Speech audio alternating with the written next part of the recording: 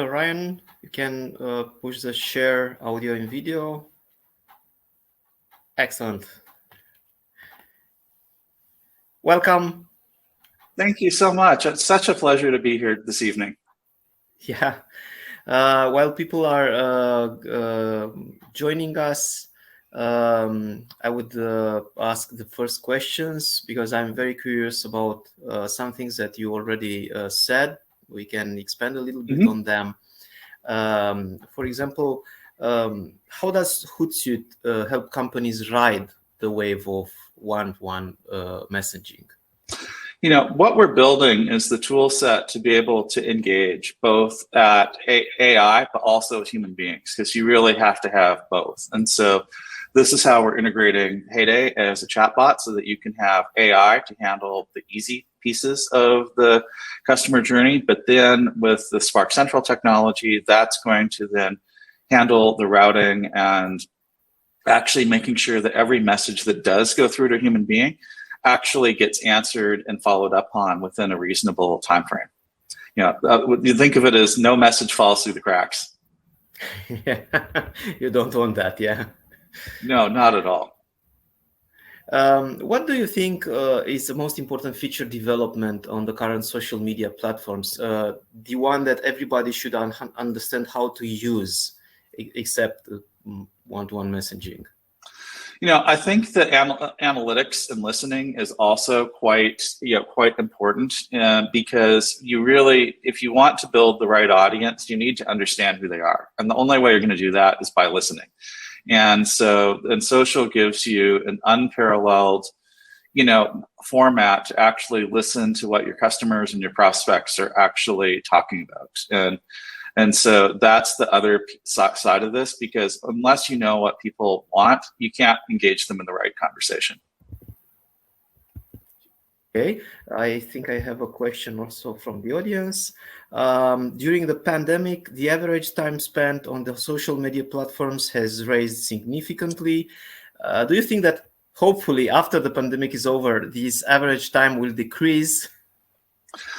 We're not actually, I think it's here to stay, to be really honest with you, because for a couple of reasons. One, even in areas where lockdowns have been, you know, lessened or in even some cases removed temporarily, such as Australia or New Zealand, we didn't see any changes in behavior. Instead, the growth is still happening and it's still accelerating. The other thing that we found also is that through our own research is that, you know, social is becoming the preferred mechanism for brand customer interactions, because people feel like, one, if they can learn from their friends and other people they trust, and two, I think they feel like a brand is more likely to be accountable on social media than in other formats. Okay. Another question is if you can expand a little on the stronger trend tying e-commerce to social platforms in 2022. How would this play out, perhaps even in Hootsuite? And so we're seeing this happen quite quickly, because people fundamentally trust their family and friends, and so they're using social media as a means of discovering you know, new products and new services.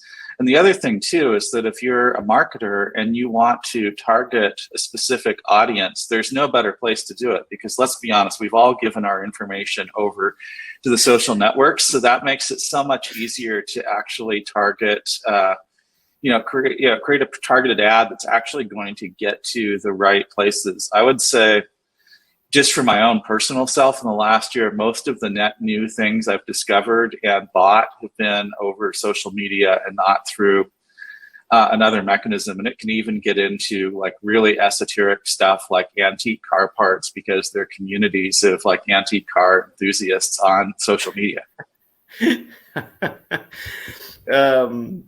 I will come back with a related question, but now I have one from the audience. You've mentioned that Facebook, YouTube, and WhatsApp are the top social media platforms. In case of a small business with a limited budget, which platform has the best reach out in your opinion?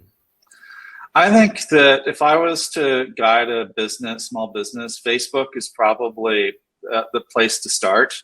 and then engaging from a messaging perspective with Facebook's platform, which they are actually integrating together. So, make sure you support. And then I'd say Instagram is probably the next one to really target. So like I have a home in a very small town in Ontario, just outside of Ottawa. In fact, I'm sitting there right now. And if I look at most of the local small businesses, which are very, very, very small, that's where you're seeing them put most of their effort is on Facebook and Instagram. Talking about this also, do we need to change the metrics that guide our social media mix, especially for marketers and people? You see how people are using Hootsuite. Do we need to change the metrics?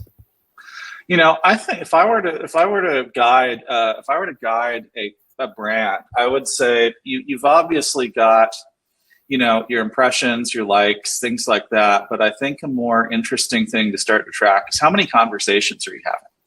And that's because that means you're actually delivering a meaningful brand interaction. And then once you start actually having conversations with your customers and prospects, then start tracking the effectiveness of them. Like, did people have a good experience or did they not? And start to tune that mix, because that's how you meet people where they are.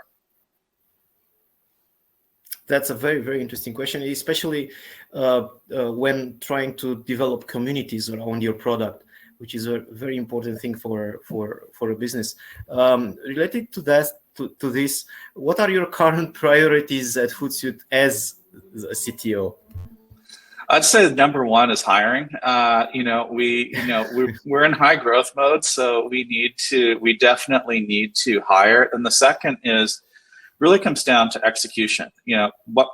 As we talked about, we've got the original Hootsuite product, we've got Spark Central, we've got Heyday. They're all different technologies, and so how do we make them actually integrate together and use current best practices such as microservices to actually integrate them and deliver a seamless experience to our customers? So there's lots of really interesting technical challenges in that. The third one is using data. When you have a platform that's ours, which has got one of the largest install bases of its kind in the world, if not the largest, you're sitting on a massive amount of behavioral data. So making sure we're learning from that, both to improve our products, but also to deliver useful insights to our customers, saying, well, if you did this, like a good example of a feature like this that we just launched on the publishing side was suggested times to post, where we're using AI to really look at when are your posts most effective so that you're actually getting content out at the right time to reach your audience. Good. Let's change a little bit the subject. Which emerging technology do you think is the most exciting for the near future? I'm very curious about this. Well, I think that serverless technology is quite interesting because it gives you ways to scale where you didn't have to think about it the way you would, and say in the old way of doing it with like a legacy EC2 instances, or the current way of doing it, which would be containers and Kubernetes. I think serverless is something that is not right for every scenario, but for where it is, it's very interesting. And I think that's kind of the wave of how massive scale applications are going to get built in the future. And which emerging technology do you think is overhyped? I think that VR and AR is starting to emerge, where it's becoming not a gizmo or a checkbox, but you can actually deliver meaningful experiences with it. People are starting to figure out how to actually do that. Gaming is obviously setting the trend with that, but as you start to think about how does mixed reality come into play at the workplace, like for example, how Microsoft is selling HoloLenses to the US Department of Defense to help, give more information in real time to American soldiers. I think there's this stuff has been talked about as the next big thing for many, many, many years, but it's starting to get there. And the other thing that's driving it is just the sheer amount of horsepower that you have in the palm of your hand these days, and that's also helping to accelerate that, because the current advances in CPU and GPU technology are just mind-blowing. If you think about this smartphone, this iPhone is an order of magnitude more powerful than what sent men to the moon. Exactly. Yeah. One last question. What's next for Hootsuite in Romania? Well, like I said, we are hiring, and we went distributed. So we went distributed this year. So we basically said you can work anywhere within, a given region. So that means we're not limited to hiring in Bucharest any longer. And so would love to get some folks from elsewhere in Romania coming on board. The other thing too is our approach to jobs is regional from a time zone perspective. And so, although like our teams in Romania have historically built all of our front end technologies as well as all of our analytics products, if you wanted to say work on Spark Central, which is, and extend a team that's, in Belgium, that would be totally cool too, because as long as you're working the time zone, because what we don't want to have happen is people having to stay up late at night or get up super early on a regular basis. So, you could ostensibly work on any of the projects that we have, in the EMEA time zone, which also includes our advertising products, as well as our social care products. It should be right in the heart of the one-on-one messaging we were talking about today. Yeah, exactly. Okay, thank you very much for your time. And hopefully the team in Romania will grow as fast as you want. Absolutely. No, thank you so much for having me. This has been just such a pleasure. I hope I get to come back and speak in person next time. And I can certainly say that Romania is going to be top of my list for the first business trip I take. Okay. We're waiting for you here. Bye. Awesome. Thank you so much. Have a lovely rest of the day. Bye.